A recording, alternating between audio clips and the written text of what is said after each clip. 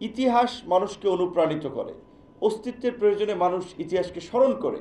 Mujib coat কেনার লোক গুলিস্তান একসময় পাওয়া যাবে না, এখন হচ্ছে এখন মুজিব কোট আছে।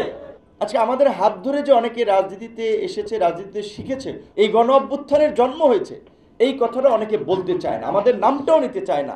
আমরা যদি 2018 সালের কোটা সংস্কার আন্দোলনের পরে থেমে যেতাম, কিংবা 19-এর ডাকসু নির্বাচনের পরেও থেমে যেতাম, এই রাজনৈতিক দল গঠন না করতাম, আজকের এই যে এনসিপির নেতৃবৃন্দ অনেকের রাজনৈতিক জন্ম হতো না।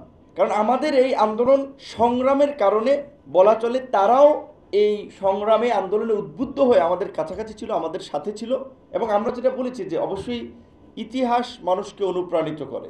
অস্তিত্বের প্রয়োজনে মানুষ ইতিহাসকে স্মরণ করে। কিন্তু 2024-এর গণ অভ্যুত্থানের প্রেক্ষাপট 47 তাদেরকে এনকারেজ করে নেই, বলতে গেলে এক সেন্সে 71ও তাদেরকে এখানে উদ্বুদ্ধ করে নেই যে 24-এ আমরা নামি। এইটা 2018 সালের কোটা সংস্কার আন্দোলন এবং নিরাপদ সড়ক আন্দোলন হচ্ছে এই প্রতিবাদী তরুণদেরকে তৈরি করেছে।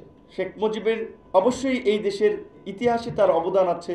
72-এর আগ পর্যন্ত 71-এর মুক্তিযুদ্ধের সংগ্রাম ভূমিকায় তার একটা গুরুত্বপূর্ণ অবদান আছে, সেটা চাইলে ইতিহাস থেকে মুছে ফেলা যাবে না। তার প্রতি কেউ সম্মান জানাতে পারে, নাও জানাতে পারে, সেটা আমাদের বিষয় না, যার যার ইন্ডিভিজুয়াল বিষয়। কিন্তু আজ পলিটিক্যাল কর্মী হিসেবে অবশ্যই তার অবদানকে আমরাও সম্মান এবং শ্রদ্ধার সাথে, যেমন তার ভালো কাজকে আমরা স্মরণ করি, একই সাথে তার আবার যে একদলীয় স্বৈরশাসন বাকশাল এবং এই মুক্তিযুদ্ধের পরে 72 থেকে 75 পর্যন্ত যে কর্তৃত্ববাদী শাসনে হাজার হাজার মানুষ গুম খুনের শিকার হয়েছে, তার জন্য অবশ্যই আমরা নিন্দাও জানাই। মুজিব কোট কেনার লোক গুলিস্তান একসময় পাওয়া যাবে না, এখন হচ্ছে এখন মুজিব কোট আছে। যেই 15ই আগস্ট আসলে রাস্তার অলিতে গলিতে চিপায় চাপায় কত জ্বালাময়ী গান বাজনা কত কিছু বাজত। এখন রাজনৈতিক তীর্থস্থান গোপালগঞ্জ কিংবা ধানমন্ডিতে ফুল দেওয়ার লোকও নাই।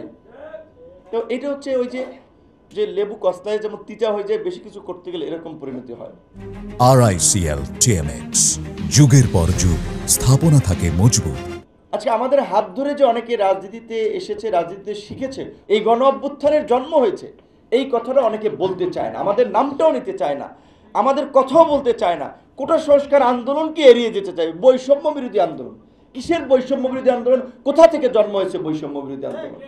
এর চেয়ে স্যাক্রিফাইস কে করেছে? কিন্তু আজকে বিএনপি রাজনৈতিকভাবে সাংগঠনিকভাবে একটা সংগঠিত শক্তি, তাই বিএনপিকে তেল মারে না। বিএনপির অনেক অবদান আছে, হ্যাঁ বিএনপির অবশ্যই অবদান আছে, এটা সবাই স্বীকার করে।